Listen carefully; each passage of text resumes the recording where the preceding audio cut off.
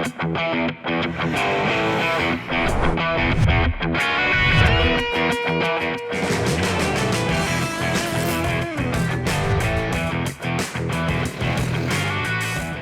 it's been over 2 decades, 24 years in fact, that the brand Pulsar from Bajaj has been around in India. And since the early 2000s, with the early 150s, the 180s, the carbureted versions down to the 220 Fi, well, they have been delighting customers all across the country with what they had to offer in terms of affordable performance machines. Now, up until today, you had the N series and the NS series. The N series are slightly more diluted versions of the Pulsars, you could put it that way, more commuter focused, you could say. And the NS series are proper performance oriented machines. Now, up until now, you had the N250, which was previously the most powerful, largest capacity Pulsar that you could get your hands on. But now we are out with the latest model. This is the NS400Z. It is now the most powerful Pulsar that you can get your hands on, the biggest capacity, of course, and it is packing a good amount of performance and features. It is an NS motorcycle after all. With the pricing that Bajaj has priced it at 1,85,000 rupees, it is also the most affordable 400cc single-cylinder bike that you can get in the country today. But is it the bike that Pulsar maniacs have been waiting for? We're about to find out. Now, the styling of this motorcycle has received quite a bit of flack from the online community. But in all honesty, this motorcycle doesn't really look all that bad once you actually have it standing in front of you. Now, in terms of aesthetics, this is an NS series motorcycle at the end of the day, and that stands for Naked Sport. So of course, it's sharp, it's sporty in terms of design, and although the rear of the motorcycle does resemble what we've seen in the previous smaller generation, smaller capacity Pulsars of the NS series, well, there's a lot going on in front, and there's a lot to talk about. Sure, the NS400Z borrows some of its parts from the other Bajaj built bikes, like the mirrors that are taken right off the Dominar. Then you have the turn indicators from the KTMs and the tank and split seat from the smaller NS bikes. But it all falls into place quite nicely with the new parts on there, like the headlamp unit. Lighting all around is LED, and the headlamp has some snazzy Z-shaped DRLs on either side of the projector lamp which look nice. The 43mm upside down fork up front lends the bike a brawny stance, while the tank extensions, which neatly flow to the radiator cowl, keep things at the start of the midsection neat indeed.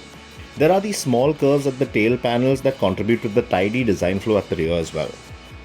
From afar, now this bike's silhouette may resemble the older smaller capacity NS bikes, but on closer inspection, the finer details will be a lot more evident. Overall, I find the bike to look very nice and tidy indeed. Now, in terms of features, well, the Bajaj NS400Z does pack quite a few of them.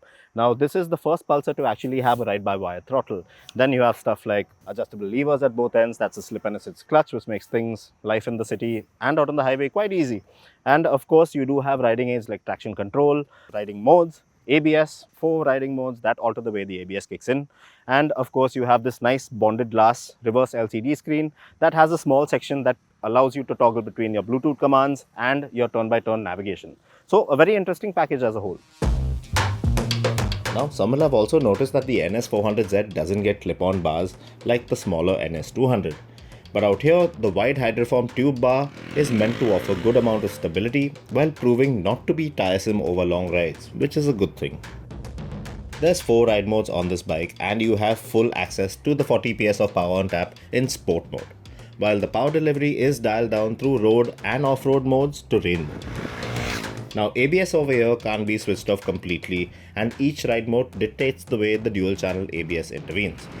Sadly, these settings are fixed presets and can't be tweaked around at all. So you can't go all gung-ho with full power on tap in sport mode with the least amount of ABS interference, which is currently in the off-road setting.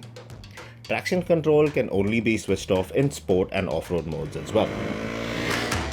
Alright, let's get down to the business end of the Pulsar NS400Z. The part about the way it puts down all its power and handles out on the road.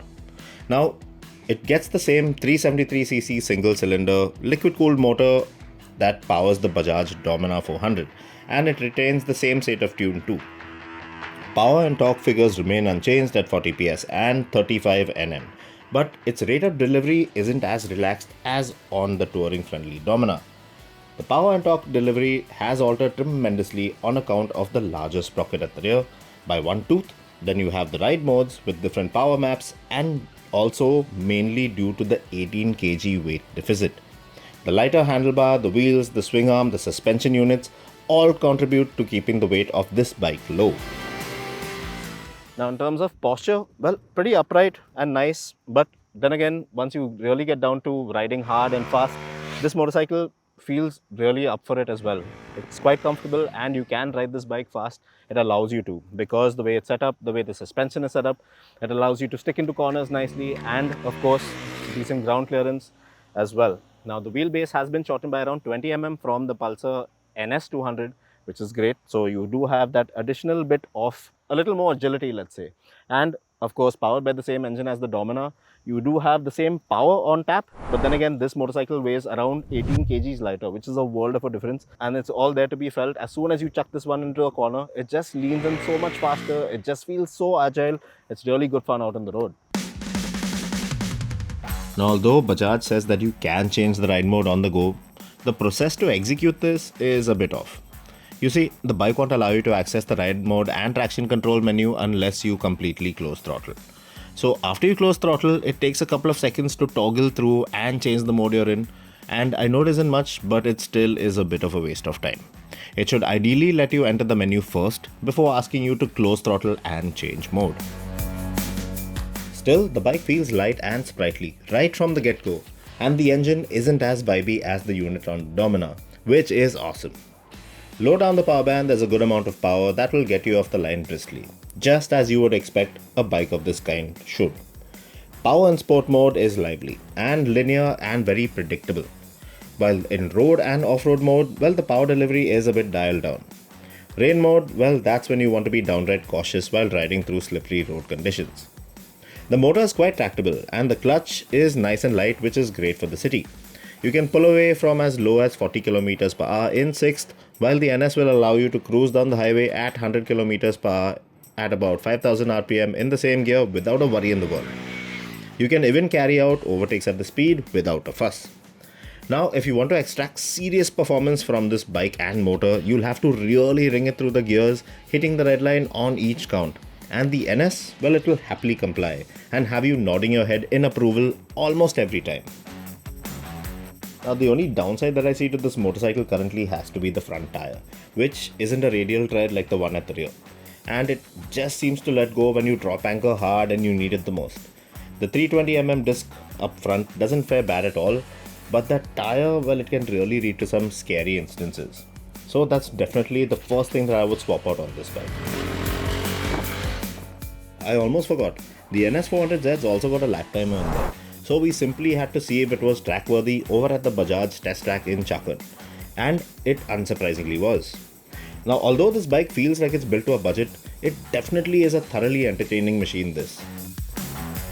Now, Bajaj claim that the NS400Z will go from 0 to 60 in 2.8 seconds and hit a ton in 6.9 seconds, which is 1 second off the KTM 390 Duke sprint time. And let's be honest, there's no way you'd call this one slow.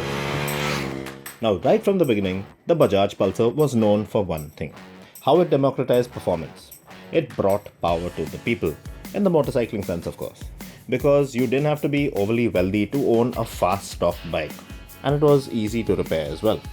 Now, the NS400Z continues in that tradition, which is brilliant. Yes, it may not be the fastest factory stock out there, but it definitely is fast given its class. And it's also the most affordable motorcycle in cent class as well.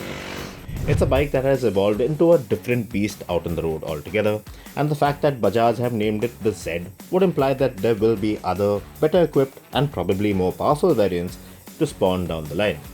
So interesting times ahead if you're into brand Pulsar. But for now, I'd go so far as to say that the NS400Z is by far the best Pulsar there ever was. Now to sum things up out here with the NS400Z. Now, for a motorcycle that costs 1,85,000 rupees ex showroom, which should translate to a shade under 2.5 lakh rupees out on the road, well, a very promising motorcycle as a whole for all that it offers, because it is a naked motorcycle, sporty motorcycle. It has all the features that you would really expect from a naked motorcycle of this category. And of course, being a Bajaj is not going to cost you an arm and a leg to in terms of service and maintenance. Very well put together package as well in terms of fit and finish, which is not what you would expect from a Bajaj motorcycle. But yes, Bajaj has upped the game of the NS, and it is a very well put together motorcycle at the end of it. So if you're planning on upgrading from a smaller capacity motorcycle to a 400cc, this is really something you should seriously consider.